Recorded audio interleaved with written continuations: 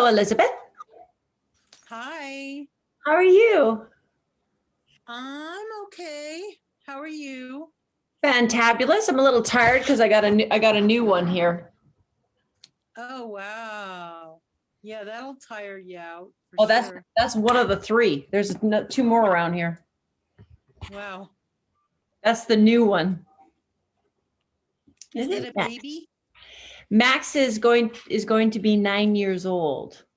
Oh, Yeah, okay. we just adopted him, Okay. and well, I shouldn't say we, but I'm the one who ends up looking after it because both the kids work, so Uh-huh. it may as well have been me. Right. Sure. Yeah. Anyway, so that's our new family fur baby to go with the other two rambunctious black ones that I have here. Are Hold they him up. all Oh, Max. His name is Max. Let's see. Oh my goodness. He's an old man, and we just love him. You wouldn't know that he was, though. He thinks he's two because the other two. It's Olive's birthday today. She's two today, and then of course our Ollie man. He's 20. What is he now? 28 months, so 2 years and 4 months old. He's 4 months older than Olive, and the two of them have been together. The two 2 year olds have been together so long. They just Here.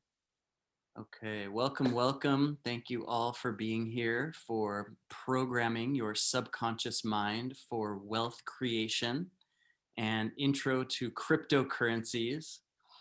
So I'm excited to dive in today, and I just want to give a little preface and precursor that we are going to be practicing some success rituals and daily self-love practices is what I refer to them as. And I'm going to be adding a component to one of our exercises, and maybe even two of our exercises, that I personally have been working with over the last couple of weeks that has been extremely powerful very, very quickly in terms of manifestation, raising vibration. And it's a little trick I picked up actually on YouTube. And it was so intriguing to me that I immediately started to use it. It worked perfectly with what I was already doing on a daily basis. So I'm excited for everyone to be here today, but particularly for the people who have joined us in the past. We're going to be adding something really potent and powerful to what we are exploring today. So looking forward to that. First and foremost, I have a couple of questions for you to get our minds engaged here. And number one, I want you to think in terms of when you were a kid, or maybe 8, 10, 12 years old. How many of you, by raise of hands, wish that you would have started learning from wealthy people early in life? Right? Wouldn't that have been nice? Wouldn't that have been nice? Right? So next question is, how many of you believe that your current financial situation would look a little different, if not a lot different, if you had? Right? Right. So absolutely? how do we know this? Why is this such kind of an automatic thought process? Really, it's because we know that the results that we get and the circumstances of our life are largely determined by what we've learned from other people and what has been modeled for us. And so I want to suggest that we look at our lives, whether it be our finances, our relationships, our health, multiple different aspects of our lives, where we have a thermometer for each one of these areas in our life, and it's set to a certain level based on our past experiences and what has been modeled for us, what we have chosen to believe and carry into our life, that has become largely habitual unconsciously, right? We have these unconscious beliefs and thoughts and patterns that most of which we picked up from other people, not from our own conscious choices. So the good news is we can adjust that thermometer. We can move the dial on that thermometer to change the results we have in any area of our life. We'll talk a lot about finances today, but literally in every area of our life, we can choose to enhance and shift that thermometer so that we can get better results, right? So the subconscious mind is what we're going to be talking a lot about today. And it really helps to have a foundational understanding of the fact that we have a subconscious programming that is basically formed from age 0 in the womb up until age 7. And so we're literally gaining a full recorder mode programming from the ages of 0 and 7. There's no discernment, there's no critical thinking. It's just fully in sponge mode on record. So that's the foundational component of our subconscious programming, and largely what we're leading into the rest of our lives coming from. And in order to affect our subconscious mind, because that programming is so deeply laid in, it takes a significant amount of effort and time and consistency to actually influence that subconscious mind. And so the framework that I would like to introduce to you is the same as if you and I were to walk into the field and plant a seed. If we want to grow broccoli, for example, or any crop, we've got to put a seed into the ground, and we have to nourish that plant and that seed for at least 90 days. Every single day, that seed is going to need the proper nourishment in terms of soil, sunshine, water, in order to get the desired result of bearing fruit at least 90 days later. And I want to suggest that the subconscious mind works exactly the same way. So in a little bit, we're going to determine what are your top 3 desires that you want to bring about in your life. We'll write those down in a little while. But what really is going to enable the empowerment of those things coming about in your life is the nourishment of those seeds every single day from your conscious mind to your subconscious mind. So a lot of almost everything we're going to get into today is specifically ways that as of today, you can begin to foster and nourish that communication between your conscious mind and your subconscious mind. The reason that's so important is because your subconscious mind is 95% of your brain capacity, your brain power. Only 5% resides in your conscious mind. And that truly means that 95% of your ability to create and your ability to manifest is held within the subconscious mind. So it's incredibly imperative, if we want shift in our life, if we want meaningful change and evolution in our life, to understand how this system works and this communication line works, so that we can be influencing and properly communicating with that subconscious mind.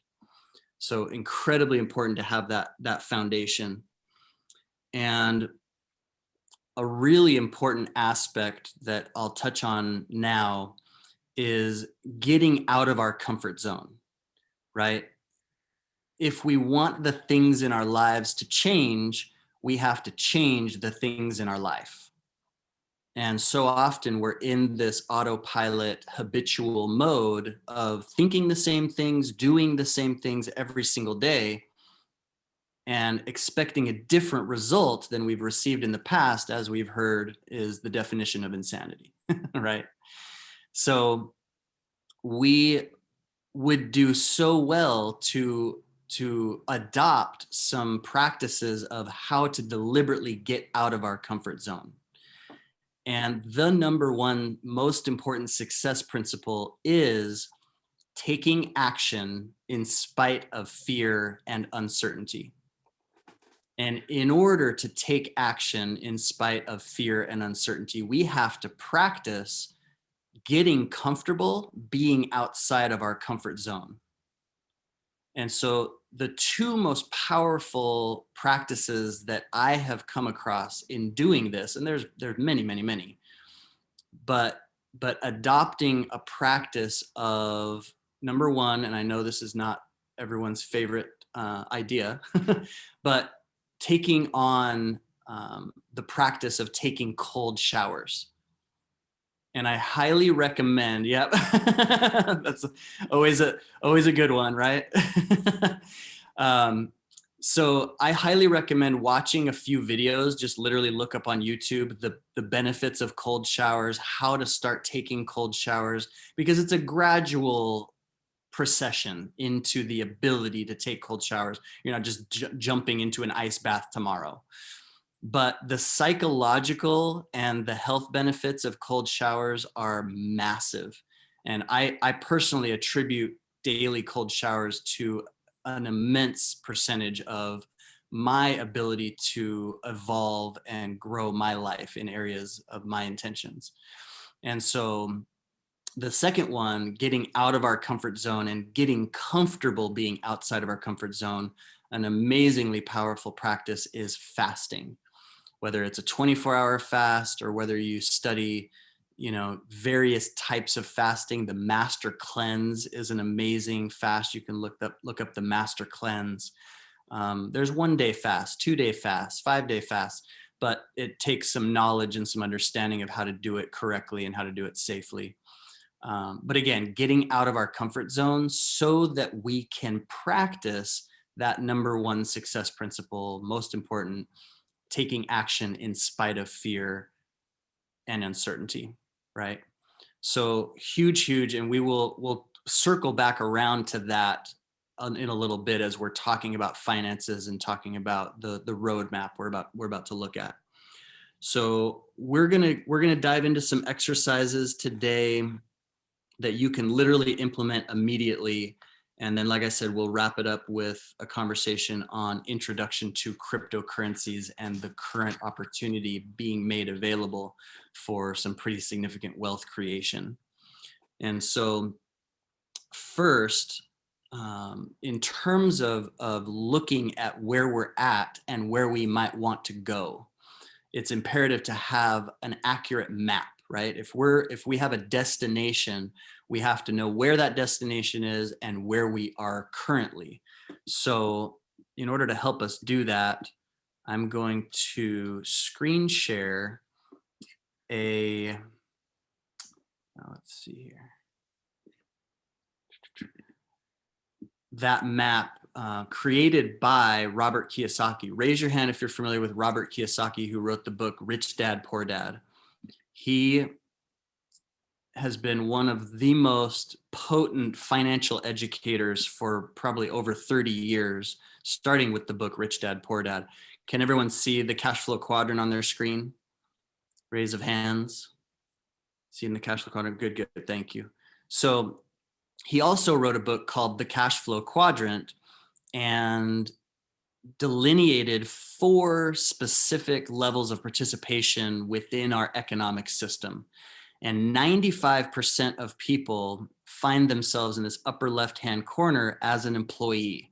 And largely that's because our government school system is designed to create employees, people that are passive and will obey authority and know that they have 2 15-minute breaks every day and an hour for lunch. This is essentially the system amongst just, following the herd, following the crowd.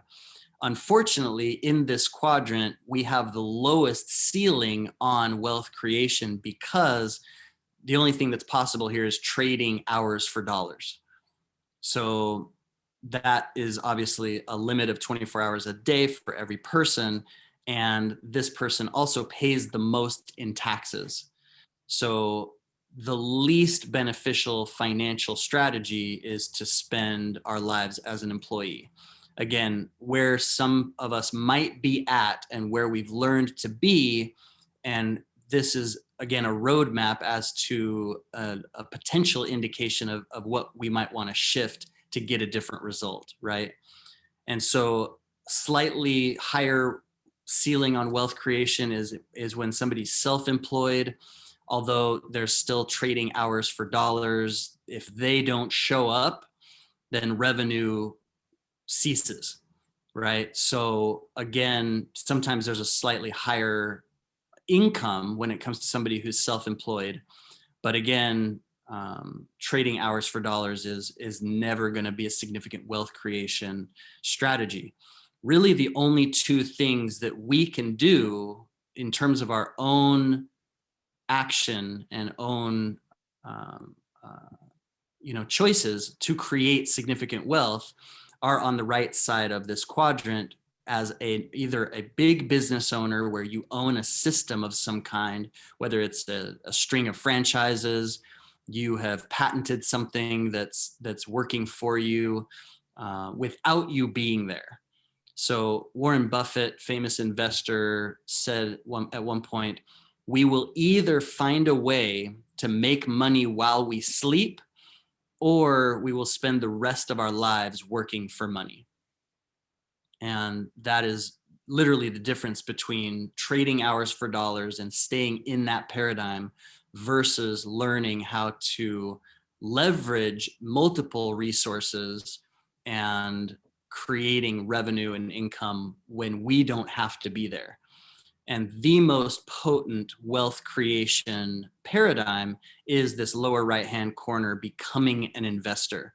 And I highly recommend picking up a really fun short book called The Richest Man in Babylon. The Richest Man in Babylon, a really wonderful parable that describes the importance of paying yourself first, proper money management. And learning a system of proper money management is something I teach in one of my other classes, and is such a crucial component of transforming your relationship with finances, with money. But becoming an investor is literally learning the power of the ability your money has to work harder for you than you can work for your money. And it's just absolutely critical, especially in this day and age, to have the financial education and the empowerment to come from this paradigm. How can we learn from other people's footsteps and learn from other people's mistakes in terms of how to do this correctly? And of course, we'll talk more about this as we talk about cryptocurrencies and what I call the greatest transfer of wealth in history that is in the process of occurring right this second, that the vast majority of people have no idea is happening. So this is our roadmap. Where are you on this map, and are you ready to make a shift in terms of what may give you a better result, right? So we'll come back to our screens here. So go ahead and write down your top 3 desires. What are the 3 things that you want to see manifested in your life over the next 90 days? So go into your heart space for a moment and assess your current situation. What is most important to you? And this can have anything to do with anything. relationships, health, finances, job, fulfillment, purpose, um, relationship with self, anything in that area, anything in any area. What is most important to you?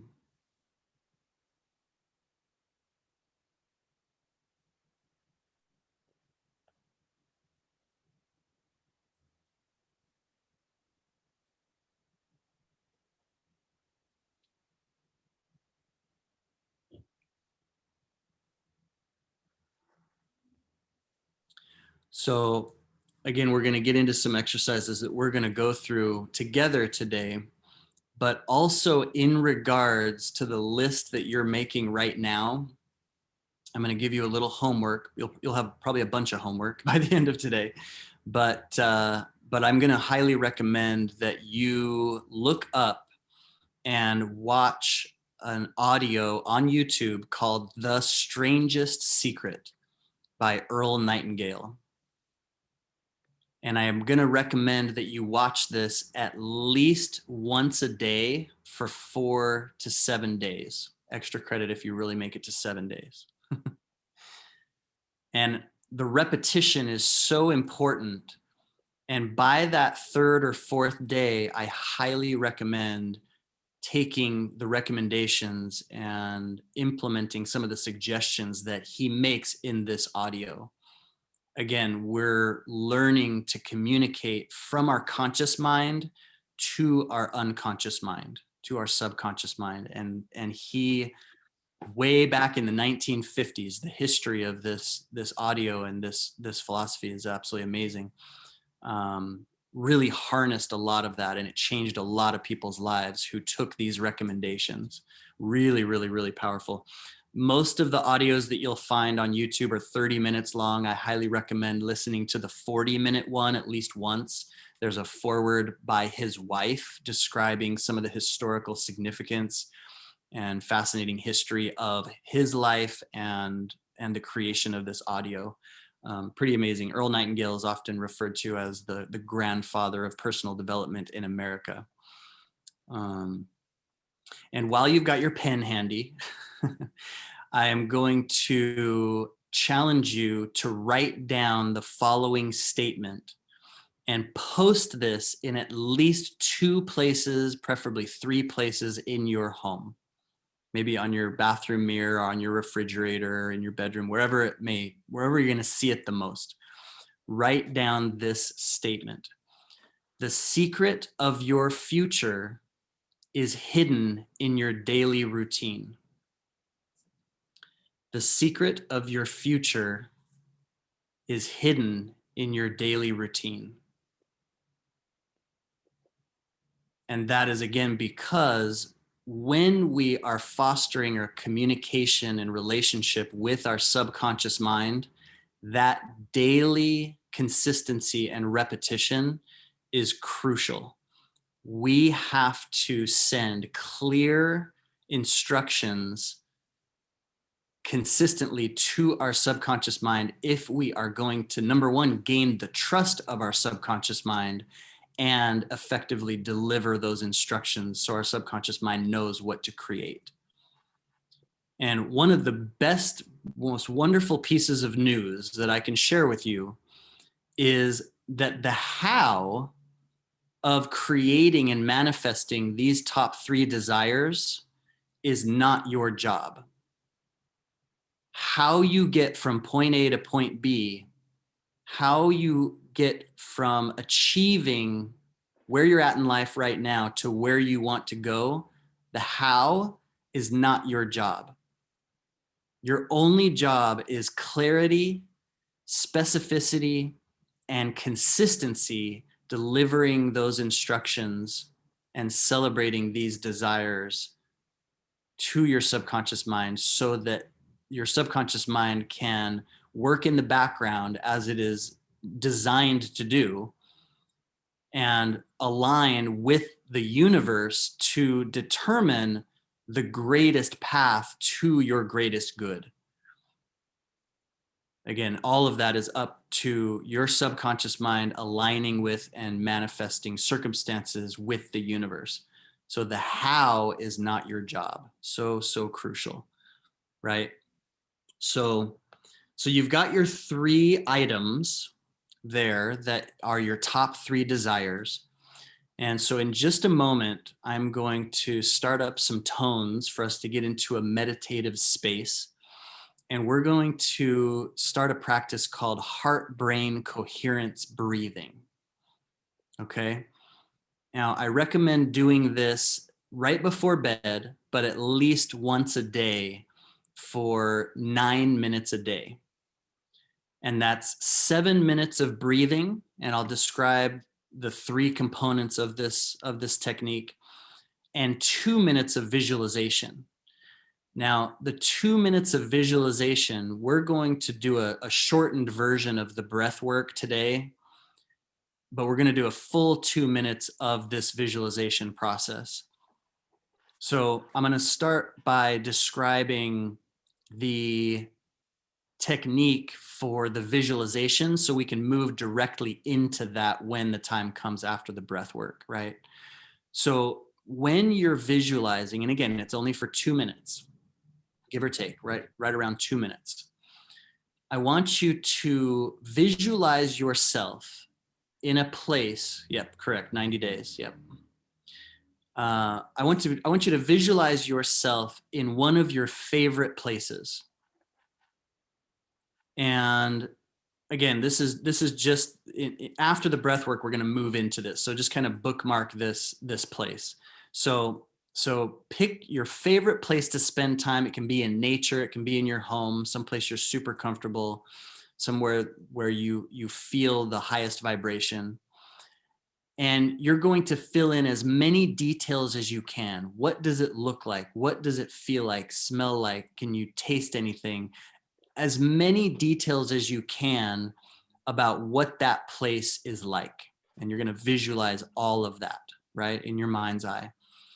After you get all of those details in your mind, I'm going to have you then introduce the visualization of all 3 of those desires already existing. You're experiencing them in real time in this favorite place of yours. So you're sitting there, standing there, walking there, wherever you may be, and you're literally celebrating the experience of these 3 things already done in your life, happening right now. Okay. And this is so powerful for communicating with the subconscious mind, because your subconscious mind already fully believes and knows that the place where you are is existing currently. It knows that it exists right now. And so your subconscious mind will then go to work so fast on making sure that there's a reconciliation, that the things that you're visualizing exist just as much in reality as the place you're visualizing yourself being. That's why this is so powerful. You're literally fusing reality, current reality, with your intention, and your subconscious mind has no choice but to go make that a reality by bringing about circumstances in your life that will make it so. So that's the last 2 minutes after this visualization. So back to heart-brain coherence breathing. I truly cannot emphasize enough the power of this breath work.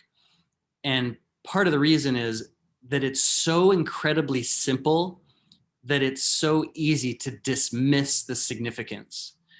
And I'm speaking specifically from a scientific standpoint. It has been proven, demonstrated over and over and over again, that this exact practice will unleash a pharmacy of well-being, chemicals responsible for your body's ultimate highest level thriving that we can imagine. Literally over 1,000 chemicals unleashed in your body, responsible for anti-aging, responsible for all healing and restoration, immune function. You're literally boosting your immune system by doing this for even as little as 5 minutes. So the gift here is knowing that you have the ability and the power to turn on and turn up your entire well-being with just a few minutes every single day, more than any outside aspect element could ever deliver, right?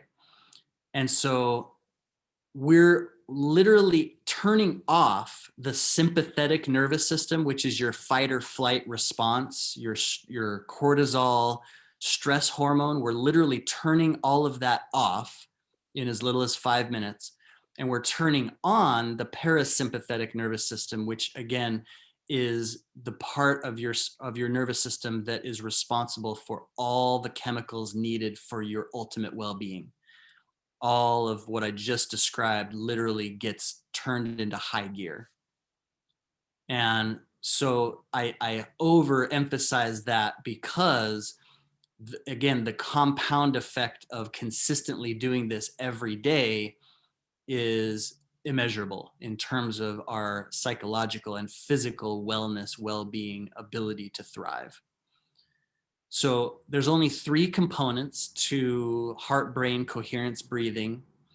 And they are, and one other point about heart-brain coherence breathing, and again, it's amazing that we don't know this on a massive scale, but what they have again scientifically discovered is that there is a collection of about 40 million cells in the heart that are literally neurites. They're called neurites that are functioning in the same way that our neurons do in the brain. They remember, they feel, they interact with the rest of the body. And so by doing this practice, you are turning on the communication between this heart brain, this tiny brain, literally existing in your physical heart, not a metaphor, an actual physiological reality in your heart, aligning with and creating that communication with the rest of your body, including your brain. So again, the significance of this practice is just so massive. So the first component of heart-brain coherence breathing is literally just placing your hands on your heart in whatever way is most comfortable. It can be a prayer mudra, it can be one hand, it can be both hands. We're just putting our attention and our focus wherever we're going to feel the touch. So this is actively moving into our heart space. Okay. So as you get a comfortable spot with hands over your heart, I'm going to invite you into the second phase of heart-brain coherence breathing, and that is simply just slowing down the breath. So slowing down the breath, I'm going to turn on some of these tones here. Slowing down the breath to, you don't have to count, but, roughly 5 or so slow counts, both on the inhale and the exhale. And I want you to for a second, put one of your hands on your belly, because the other thing about breathing is that so often, especially us here in the West, we're such shallow breathers. And it's going to help our entire world so immensely to learn to regularly belly breathe, which means on that inhale, you're letting your belly expand as far out as it can. So while we're slowing down this breath, get into that deep, deep belly breathing celebration of the miracles of what the body does for us every day.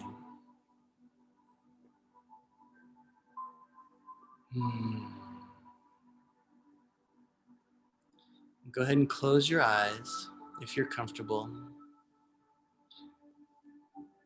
And again, we're just slowing down that breath, releasing all tension.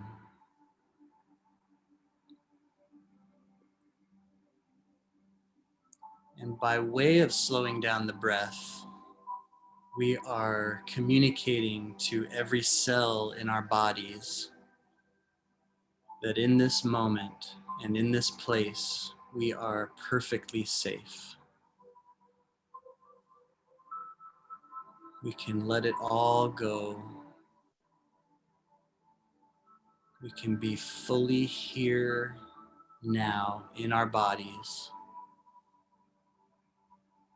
feeling that belly breath,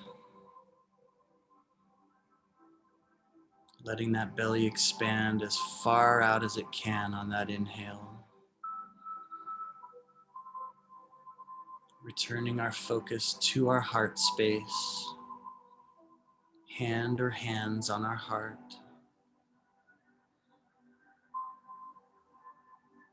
And as we get comfortable with this rhythm, celebrating this now, I invite you to find the feeling place of any one or combination of the following emotions: care,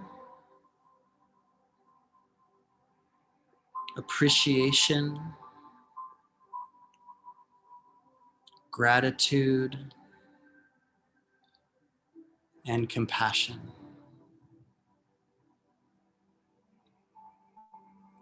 You can direct this focus and this emotional feeling place to anything or anyone or a combination, but generating and getting into that feeling space of care, appreciation, gratitude, and compassion. We'll spend a few minutes right here.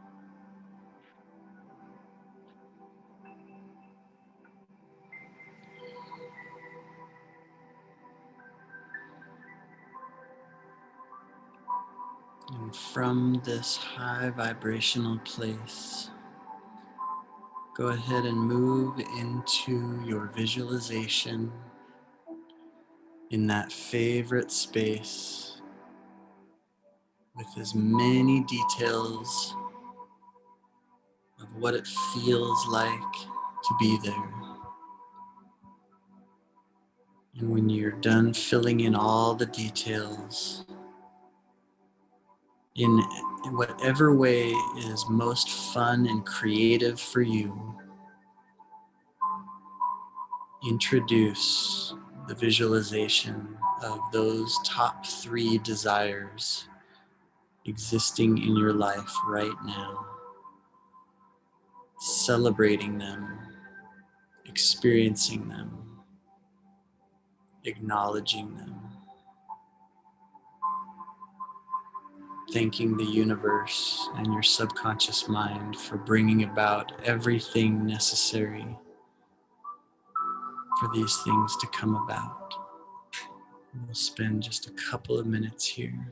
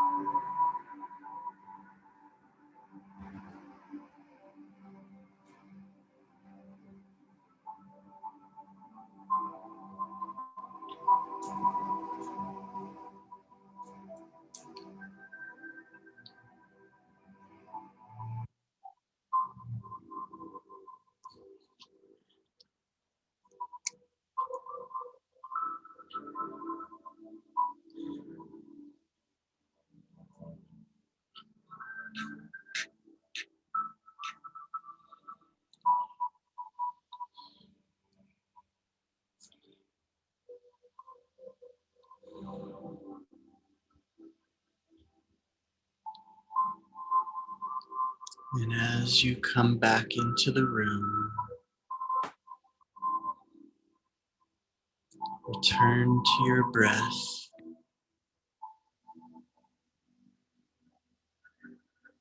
Thank yourself for taking this time to nourish and love self. And as you come back into the room, again, I'll describe, I suggest this 9-minute practice every night right before bed so that your subconscious mind can bathe in your intention and these vibrations the entire night.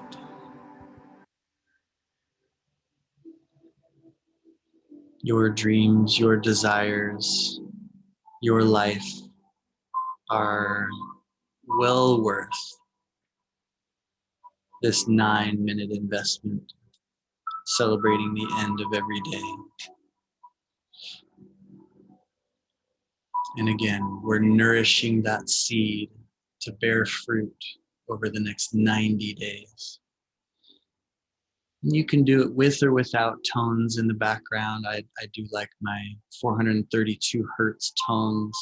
If you've never experienced meditating with 432 hertz, there are countless videos on YouTube with 432 hertz, which is a frequency of universal alignment. And you can actually do some research on that. That's what our music used to be tuned to, and is extremely nourishing to have on daily, often just in the background of whatever it is you're doing, and certainly to meditate with. And there's a few frequencies I like to experiment with as far as meditation, and one of the other ones that is a favorite, that is actually the frequency of your solar plexus chakra, is 528 hertz. And again, you can look up 528 hertz on YouTube as well. Dee says 444 hertz is one she likes as well. There's a lot of cool frequency stuff online to utilize. So we are going to, speaking of frequencies, time to turn these down a little bit. So we are going to move right into another practice that, again, on a daily basis, is so nourishing and so powerful to communicate from the conscious mind into that subconscious mind. And that is what I call the abundance gratitude walk. And so there are a few different components of this abundance gratitude walk. And we'll keep in mind your top 3 desires that we have been focusing on. And the daily consistency of returning to the same 3 desires. These are the things you've decided are the most important to bring about over the next 90 days. So we're going to continue to work with those same desires. And what I'm going to have you do, not necessarily right now, but I'm going to have you create 3 affirmations based on those 3 desires. And part of the shift that I'm going to have you do, and if you do have a notepad handy, I'll have you write down the words, I am certain. I am certain. And this is introducing, as I mentioned at the beginning, a practice that I just started, not even 2 weeks ago or so. And I've added it to my daily success rituals, both the abundance gratitude walk and my gratitude journal every night. And specifically writing down the words, I am certain that. I am certain I have X, Y, and Z. I am certain I am X, Y, and Z. Whatever your top 3 desires are, I'm encouraging you to create your affirmation starting with, I am certain that. And so we'll talk more in a little bit about the gratitude journal component, but in your mind, get an idea of one very simple affirmation in the present tense, first person. I am certain that X, Y, and Z, right? You can write it down if you want. And you can tweak these and perfect these later. Simplicity, short, to the point, but words that are juicy and meaningful for you. I am certain that, whatever that might be for you, one of your top desires, right? So the first component of the abundance gratitude walk is being outside. And this can be as simple as walking around your block, or if you've got the luxury to make it to a park or a beach or a forest. The deeper we get into nature and the more time we spend with nature, the more we're going to be able to raise our vibration. But again, this is designed to fit into a busy schedule. You can literally accomplish this in 10 minutes. If you have the luxury, 20 or 30 minutes is excellent. But again, back to the first component of the abundance gratitude walk is simply being outside and noticing nature and getting into that feeling place of gratitude and awe over the magnificence of nature, and recognizing the example of abundance that nature is giving us 24/7. So looking at a tree, the sky, a meadow, a forest, anything of nature, an ocean, and looking deeply into it and getting into that space of awe and recognizing the gorgeousness and the magnificence of its demonstration of abundance that it is providing for us at all times. And one of my favorite pieces of getting into nature, thank you for being here, Elizabeth. See you again soon. One of the most significant components of getting into nature is the reflection and the realization that everything I perceive and experience in my outside world is simply a reflection of what is already inside of me, who and what I already am. And so recognizing that the beauty and the splendor and the magnificence that nature is, and that I'm seeing in nature, is the truth and reality of what I already am. So it's literally just a reflection reminding us of our divinity, of our empowerment, of our capacity to be in alignment. Wayne Dyer used to say that abundance is not a thing that we acquire or get. It's a vibration and an energy that we tap into. And the more time we spend tapping into and being in alignment with that frequency, the more we will be in expansion and allowing the circumstances of our lives to reflect and bring about more and more and more abundance. What we focus on will expand. It's a law of the universe. And so again, doing this practice every single day, carving out time for self, to nourish self, to manifest our future, is aligning with that universal frequency of abundance. So again, it takes a long time and I enjoy describing this process, but this can be done in as little as 2 or 3 minutes. Literally just tapping into that place of quiet and appreciation and awe.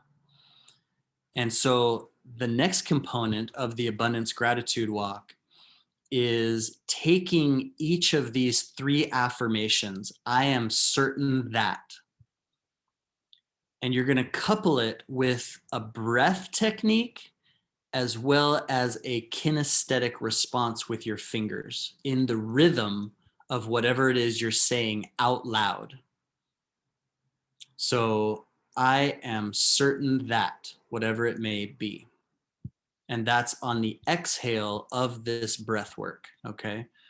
Now the breath work rhythm is simple, and this actually can be done anytime as a standalone breathwork technique to, again, move out of the sympathetic nervous system of stress, fight, or flight into the parasympathetic, healing, calm, thriving state of the nervous system.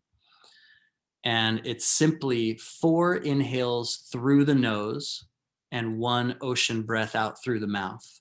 And so it sounds like this. I'm going to overemphasize it a little bit so that you can hear it. It goes.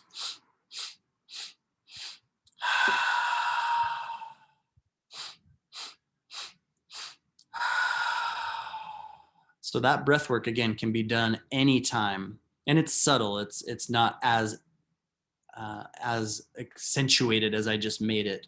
It's just really calm, really, really simple, really gentle. But for this, for the abundance gratitude walk, we go, I am certain that on the exhale, we do our affirmation.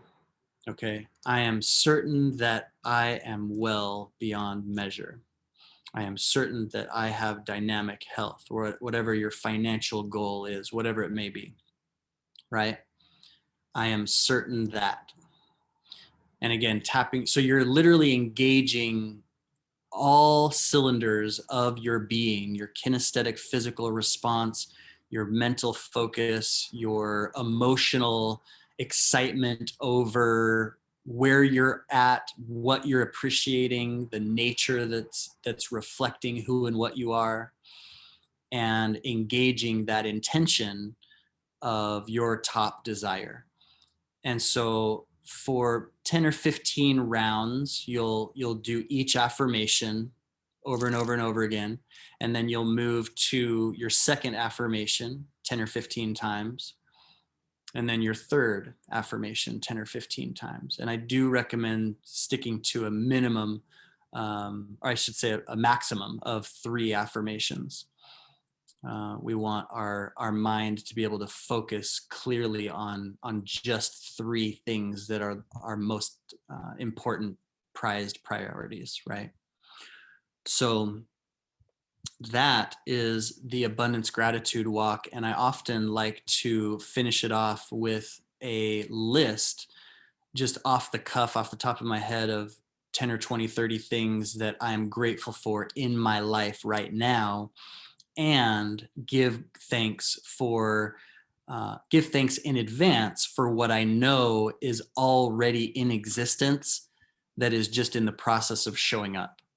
So giving gratitude for what it is we know is on the way in the form of our top 3 desires. And so again, this can be done in as little as 10 minutes. And if you've got the time and the ability, again, the more time we spend in nature, the better. And so if you are new to these practices, it's best not to overwhelm your day. It's best not to take on too many new things all at once. And so those 2 practices are for me have been some of the most potent and most powerful. And the third, for people who are ready for it, if you feel like it won't be too much all at once, I do recommend a brief practice of the gratitude journal right before bed as well. And I often, my gratitude journal practice is now actually about 305-ish days in a row every single night. And sometimes it's as little as 2 or 3 minutes. But what I've been adding to it over the last 10 days or so is the writing down of those statements. I am certain that. I am certain 3 things. And saying it out loud as I write it 1 time. I'm in a feeling space of gratitude.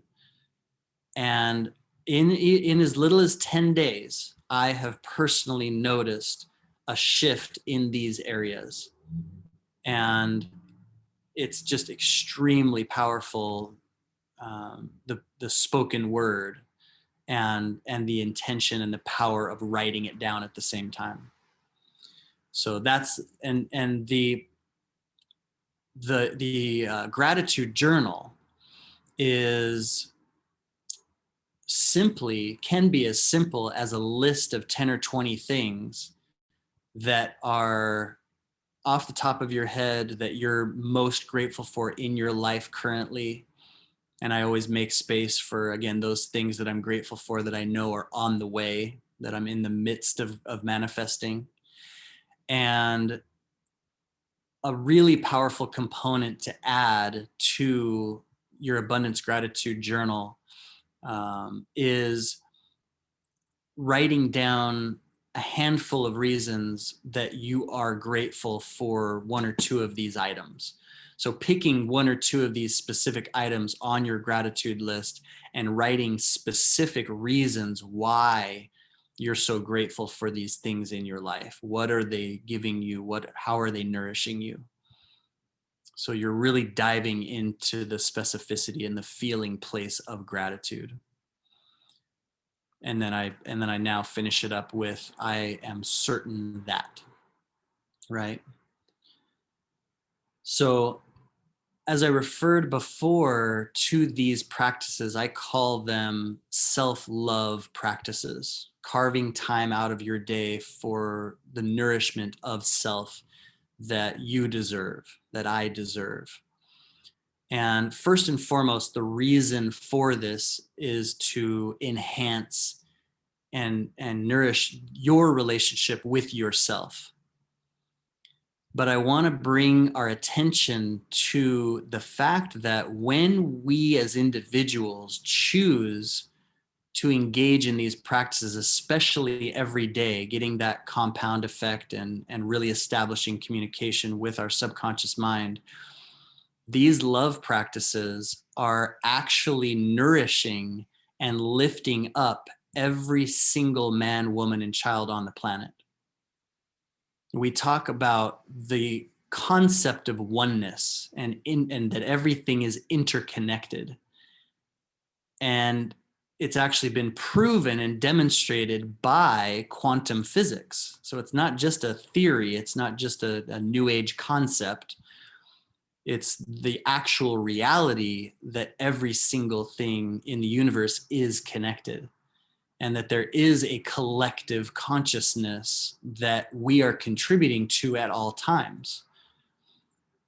And so as we choose to continue to carve out this time for ourselves every day, I encourage us to remember how many millions and millions and probably billions of people in this moment and in every day of their lives are struggling with any number of challenges, from anxiety, fear, depression, financial challenges, relationship challenges, all the gamut, right? All of the things that we come upon in our lives that each one of us have found ourselves in the trenches dealing with, being in a difficult place.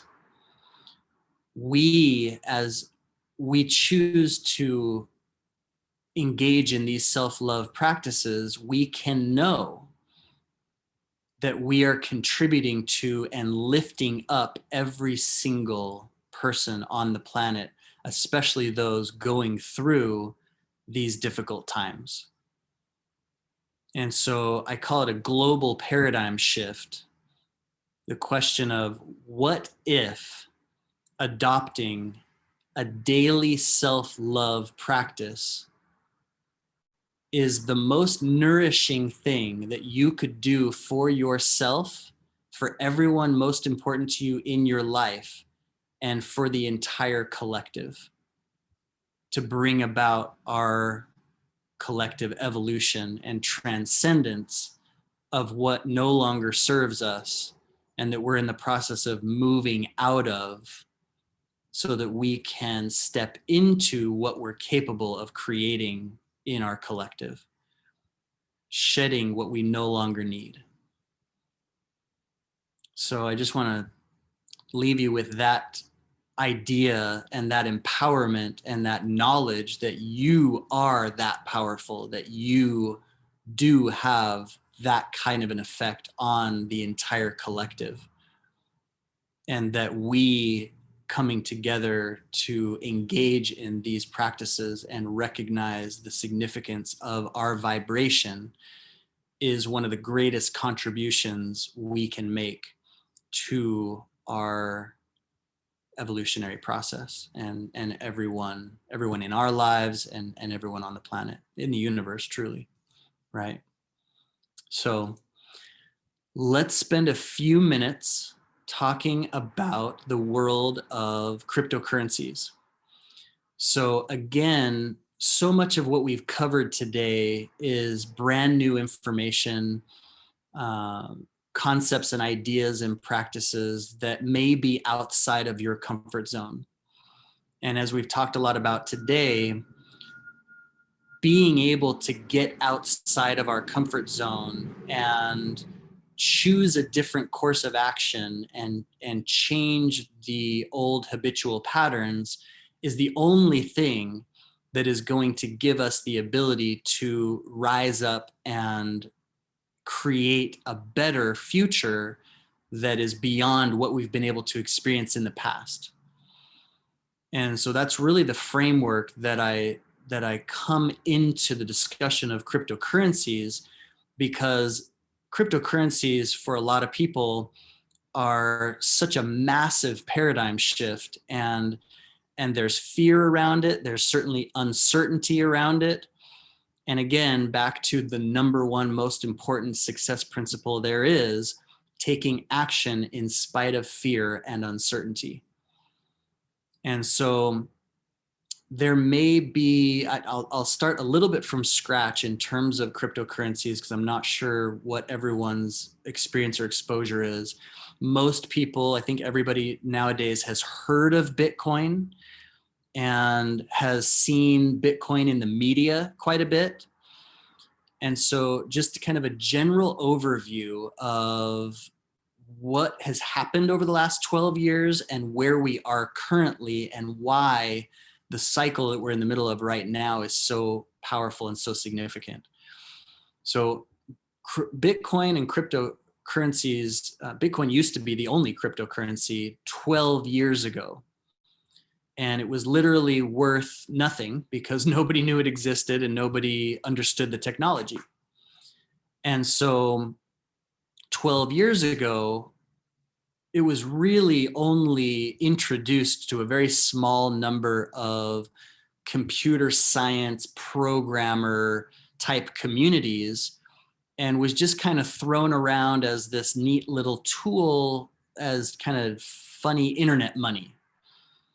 And, you know, at that point in time, one Bitcoin maybe was worth 5 cents or 10 cents, 25 cents, right? 12 years ago, 2009. The white paper was given to us and described as: this is a technology that is being made available and created specifically out of the frustration and challenges that we were in the middle of going through with the Great Recession, or the financial collapse of 2008, the global financial collapse, and how little accountability was distributed for the people responsible for that debacle. And so Bitcoin was literally created as a response to the economic and fiscal irresponsibility that we can see all over the world, right? So one of the most important things needed to understand the significance of particularly Bitcoin and many of these other cryptocurrencies are the definitions of two financial terms, one of which is fiat currency and the other is sound money. So fiat currency literally means, the word fiat is by decree. So a fiat currency is literally paper money. So the paper that we see as money is actually fiat currency, because it's not backed by anything. They can print as much of it as they want, which is really the definition of inflation, right? Why prices go up, why a loaf of bread used to be a nickel and now it's $5, right? It's literally a debasing of our fiat currency because they can print as much of it as they want. That's a fiat currency that's manipulated by people. The opposite of fiat currency is sound money or hard money. And it's the opposite of fiat currency because it cannot be manipulated by people. And Bitcoin is seen as a return to sound money, like gold and silver have been for 5,000 years. The only thing that's ever actually been money, meaning it's got a fixed supply, it cannot be manipulated by people, has been gold and silver for thousands of years. And Bitcoin falls into that exact same category because it cannot be manipulated by people, meaning there will only ever be 21 million Bitcoin in circulation ever.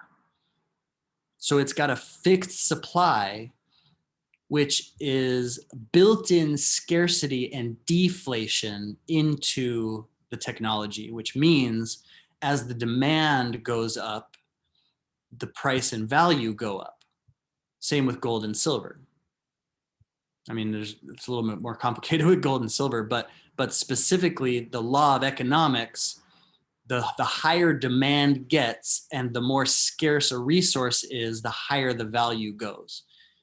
And so 12 years ago, Bitcoin was worth almost nothing. Fast forward 12 years, we've gone through tremendous volatility, price going up, price going down, and the value of one Bitcoin right now is around $60,000. So it literally went from a nickel to 10 cents to 25 cents to $1,000 to 12 years later, the value of one Bitcoin is now right around $60,000 because the demand has gone through the roof, right? So we are seeing this process of mass adoption and what I call the biggest wealth transfer in history taking place right now. And so this paradigm shift of understanding money and understanding the institutions that have manipulated money, not for our greatest benefit or greatest good, and understanding the ability to opt out of that system is why cryptocurrencies, especially Bitcoin, is so important. And there are now thousands of different cryptocurrencies with different use cases, bringing different technologies to the table. And so just to give you a little idea of where we're at in history, the total market cap of gold is around $10 trillion. So everything that you can purchase in our entire global economy that has to do with gold, buying physical gold, stocks, mining stocks, for example, is around $10 trillion. Okay. So it took the cryptocurrency market, all the dollars that are invested into all cryptocurrencies, it took 12 years to reach $1 trillion. 1/10 the size of gold. It took 12 years to reach that level of adoption, to reach $1 trillion. About 8 weeks later, roughly 6 to 8 weeks later, after we hit that $1 trillion mark, the entire market cap of cryptocurrencies hit $1.8 trillion. It almost doubled in less than 2 months. It's hard to wrap our minds around those kind of numbers. But again, the mass adoption happening globally is so massive, particularly institutions, corporations, taking their fiat money, their paper currency, fiat, excuse me, not fiat money, because money is gold and silver, hard money. It's fiat currency, which we've been manipulated and hypnotized into believing is money, and it truly isn't, because it's something that's not backed by anything. It can be manipulated and printed into oblivion as it is being currently. So corporate and institutional adoption into Bitcoin and cryptocurrencies is on this massive uptick right now, where currently today we're well over $2 trillion of our entire cryptocurrency market cap. This particular process of mass adoption is expected to continue for roughly the next 5 to 8 months, give or take. So there's still a massive amount of opportunity and ability for people to participate in this transition and move out of fiat currencies and manipulated money into hard money, money that adds value to your purchasing ability instead of taking it away. And kind of a shocking example of where we're at, what we're experiencing right now, and you can look this up and verify this for yourself, but in America, in the year 2020, last year, the United States government and the Federal Reserve printed trillions and trillions of dollars out of thin air. The amount that they printed in the year 2020 was roughly 30% of the entire money supply that has ever been printed in our country's history. Okay, 250 some odd years of our country's history, and 30% of all the money that's ever been printed in that time span was printed last year alone. So again, the purchasing power and the actual value of the US dollar is plummeting. And it's often referred to as a hidden tax, because you still see a $20 bill. But what a $20 bill buys today compared to what a $20 bill bought 10 years ago, or even 2 years ago, has changed dramatically. So that is why the financial education and the recognition of what is happening and what we're transitioning from and what we're transitioning into is so imperative. So many months ago, I've been involved in the cryptocurrency space for about 5 years. And about 6, 8 months ago, I realized the need for, number one, financial education. And number two, a clear and all comprehensive guide and roadmap for the tools and the mindset necessary to quickly and safely be able to participate in this greatest transfer of wealth in history.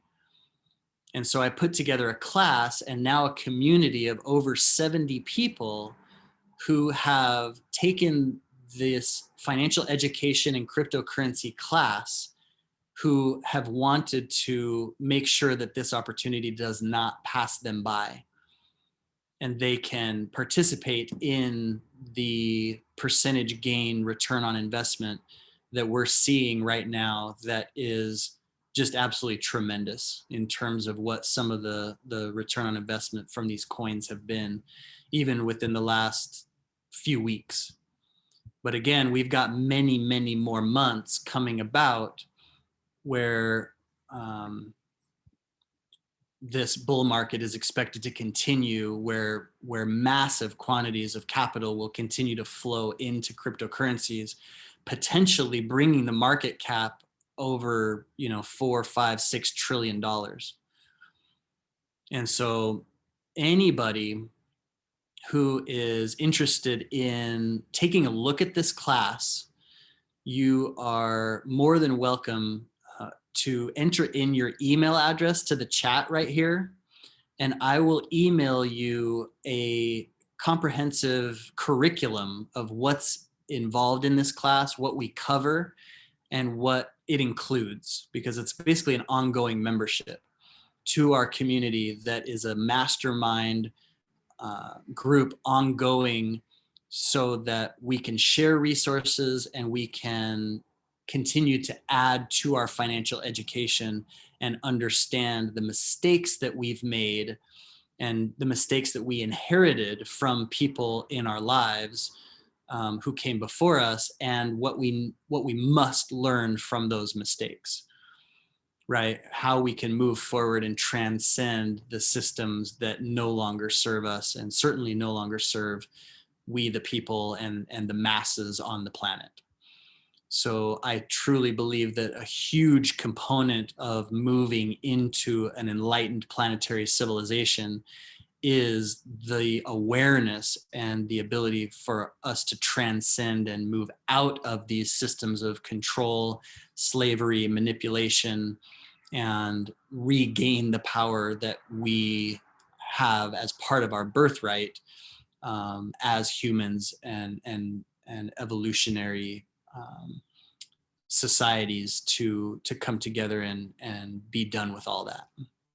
So let me open it up for questions. I know we all the entire course today, we've covered a tremendous amount. So I want to open it up for questions on anything that we've covered today, any of the practices, the breathing, the daily success rituals, anything about cryptocurrencies, anything I can clarify. If there's anything that was not super crystal clear, let me know.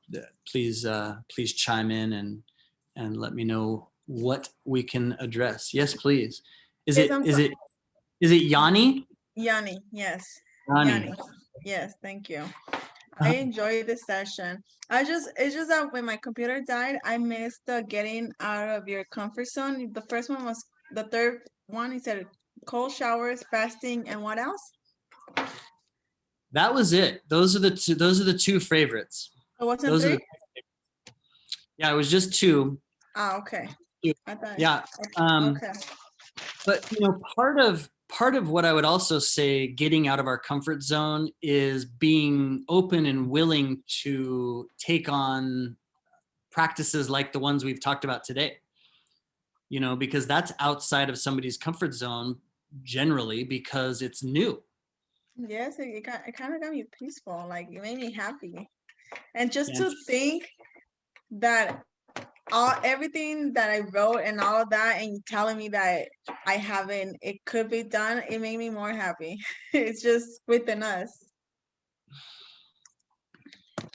Fantastic. And like you said, our daily habits. Yeah, that was the question for me. I love it. I'm so glad. Yeah, and it is. It's the daily practice of getting more comfortable being outside of our comfort zone. Actually, today is a perfect example. I do take a cold shower every single morning, and for whatever reason today I was extra resistant to it. I was really ultra not looking forward to my cold shower, and I almost never go a day without taking a cold shower, but it was all the more potent for me today to make that decision and know that I'm making a deposit to myself in my life by choosing to do something I don't want to do that I know is good for me, and practicing that discipline muscle. And I do believe it because I joined the 5 a.m. club like for 2 weeks already. And the first time, because on the book it says, do something randomly to get you to stick with it. The first day, it wasn't on purpose, but there was something wrong with my heater. I was like, I don't want to get up. I'm going to do it. And I was like, no, fuck that. And I turned it off. And I was like, there's no hot water. And I was like, okay, I'm going to do it. And it did make me feel different, but I didn't go back to it because I'm like a hot boiling kind of water girl, So it is. But I did feel more, uh, uh, uh, um, more awake. I felt more awake that day. So I do understand it. So I guess I'll continue doing that, Love gradually, it. like you Love it. said. That's awesome. Yanni, very, very important. And for anyone else listening and contemplating the insanity of cold showers, if you'd have asked me 2-3 years ago, you should start taking cold showers, I'd have looked at you like you had 3 heads. Not happening. What are you talking about? But what enabled me to get to the place where I am now, that I literally can take a fully cold shower for 5 minutes, and not really blink much. It's the process of incrementally getting colder and colder each day. And so again, it's not about jumping into an ice bath tomorrow and expecting yourself to be able to handle that, manage that. It's not sustainable, right? But taking it a week at a time and making it a little colder, a little colder. And you can start at the end of your nice boiling hot shower with the eventual goal of taking an all cold shower. But doing it incrementally will enable you to make those baby steps so that it's not too much of a leap all at once, right? And there's some great videos on, again, the psychological benefits and the physical benefits of cold showers. It's amazing. That's amazing for anti-inflammation, again, immune response. I would think, I haven't been sick for a very, very, very long time, and there's multiple reasons for that. I'm super, super healthy, but I know a part of that is my cold showers. But I think it would be very difficult for somebody to catch an illness of any kind if they're taking cold showers every day, because what it does for the immune system is so epic. So yeah. I Awesome. understand the freezing baths that a lot of artists do, right? For a couple of seconds. Ah, Yep. okay. Yeah. Absolutely. And Absolutely. my other question was the deed, what she also asked, if it's to your other classes, do we go through Noble Goldman? No. So good question. So yes, Dee, I saw that. I was about to address that. So in the email that I'm going to send you are the details as to registering for the class. And so it's either via Venmo or PayPal. Simply registering one time gets you access to all future classes and all the materials that we go over, including the 2 Telegram groups that we have in our community. So it's a comprehensive program that's ongoing.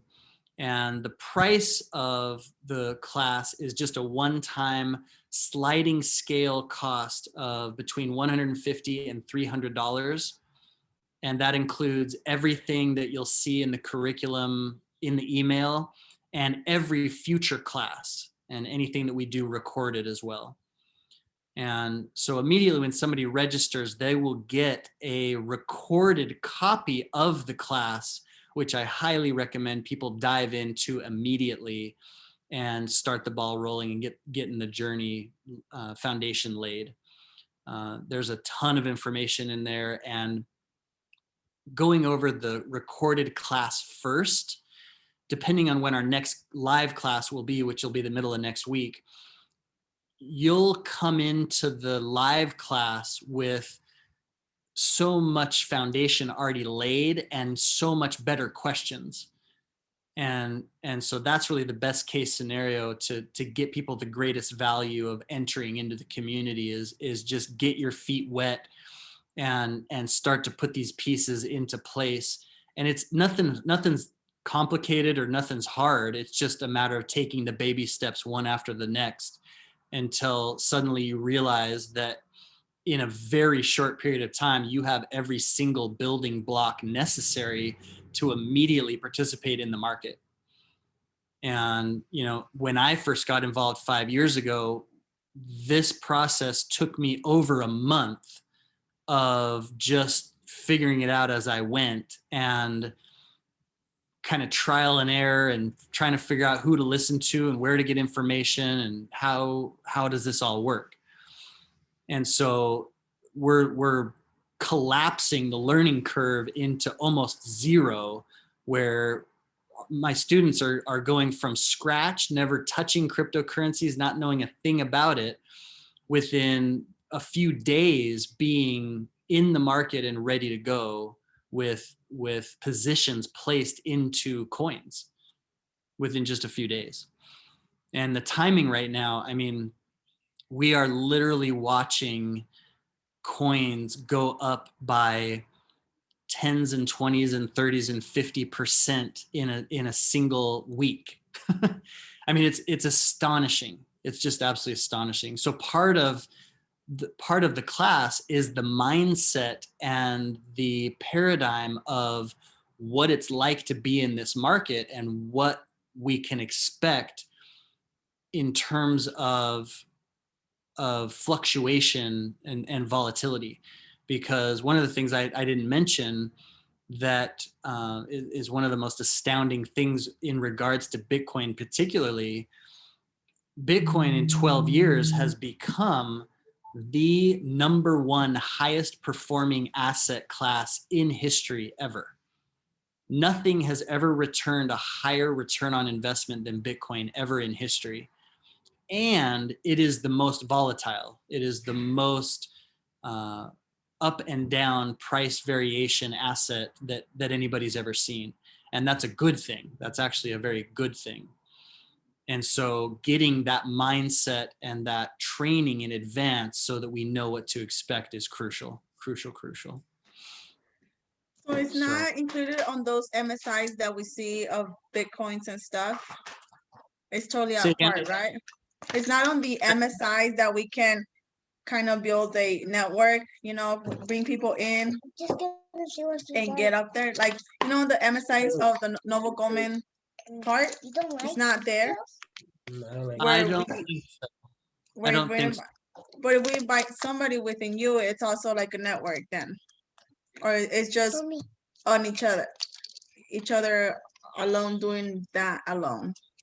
Yeah, Yanni, this is a private class. Oh, okay. Yeah, it's not an affiliate MSI class. Okay, thank you. The MSIs are separate corporate companies, but all the coaches programs are separate in the vault. If they do extracurricular stuff in the vault, I do know that Seth has something set up if you are recommending people. He does have, you can speak privately with him on that.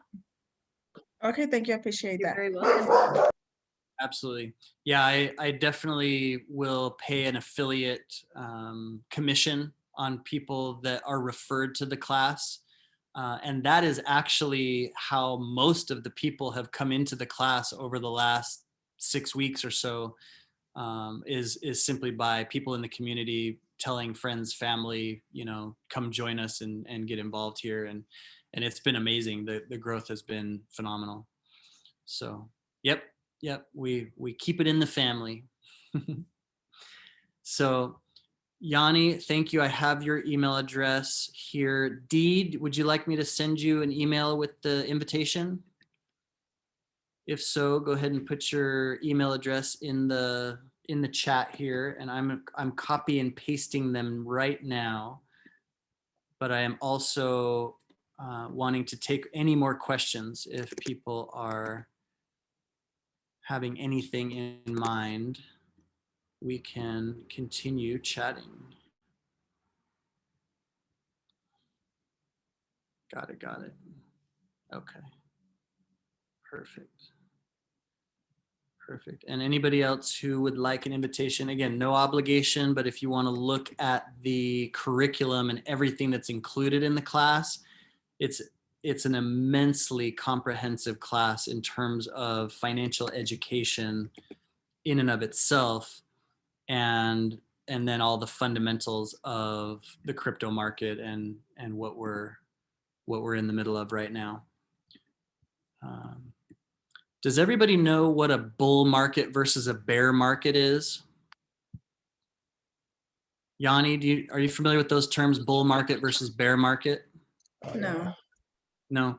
So this just came to mind just as a good piece of the puzzle.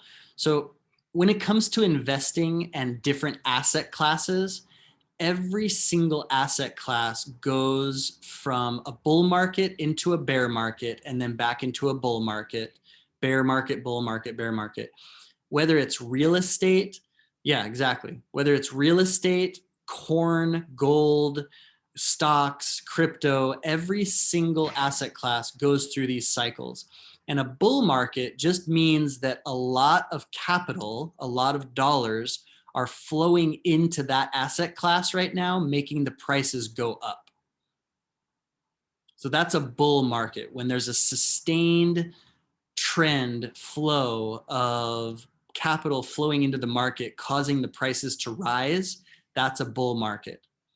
A bear market is when the harvest has been claimed, money has been made, profits are being taken, and money is flowing out of that asset class and prices are going down. That's a bear market. So you can think of like a wild bucking bull versus a bear hiding in the woods, right? so that's the significance of that, is just knowing that we are at this moment in what will probably prove to be the most profitable, explosive, mass adoption bull market that the cryptocurrency asset class will ever see. Will ever see, because we have literally hundreds of billions of dollars flowing in from institutions and corporations right now. That is a one-time thing. Once people are invested, and it becomes as easy as placing an investment as calling up your stockbroker and saying, I want to buy $10,000 worth of Litecoin or Digibyte or whatever, that will be the time where it's too late to get the huge gains and the huge return on investment that we're seeing right now. So we will have other bull markets, absolutely, but none of them are likely, it's almost guaranteed that none of them will be as explosive and as great a return on investment as the one we're in the middle of right now.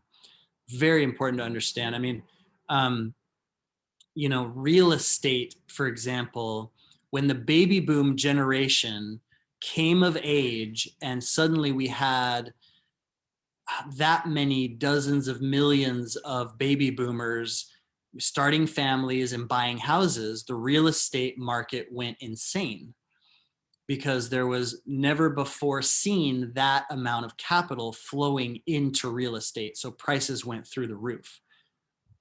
And one of the reasons why we're having some of the financial challenges we're having right now is because the baby boom generation is retiring and downscaling at an alarming rate. Now, there's a lot of reasons for the financial challenges that we're having right now that are far more detrimental than that, but that's just a simple economic fact that we're in the middle of seeing our population shift in terms of our baby boom generation, the biggest generation in history, right? So just a little, that's the kind of stuff we go into in the class, where it's so imperative to understand our economic history and the financial education that was absolutely left out of our traditional education. I mean, most people cannot define, and most people have never even heard the terms fiat currency or sound money or fractional reserve banking, or can define inflation or what the Federal Reserve is. I mean, these things are almost completely left out of the masses in society, both in conversation, awareness, and certainly education. And that's unfortunately on purpose. I hate to say it, but Yeah, because once you know the facts, you can predict the future. You could connect the dots. bingo. So, Absolutely. yeah. Absolutely. Yep. Kat, thank you so much. I see your email address here. I think Kat just left, actually. So Kat, I've got your email address. Thank you so Awesome. much, Seth. I also had to jump on another call. I appreciate it, and I'll wait for your email. Absolutely. Thank you so much for being here, Anya. Wonderful to meet you. I look forward to connecting more. Likewise. Have a nice day. Bye, You as well. Tony.